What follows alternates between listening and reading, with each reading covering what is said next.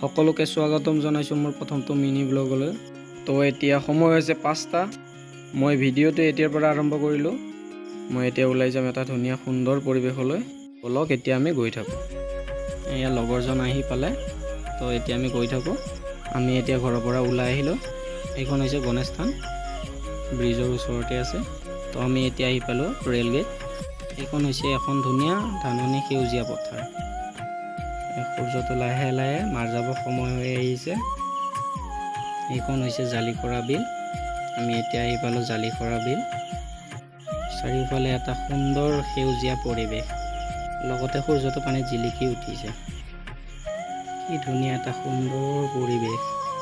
বিলখনৰ পানীৰ লগতে সেউজীয়া ঘাঁহ বনেৰে ভৰি আছে। সন্ধিয়া হোৱাৰ লগতে আকাশখন দেখিবলৈ প্ৰায় এনেকুৱা হৈ গৈছে।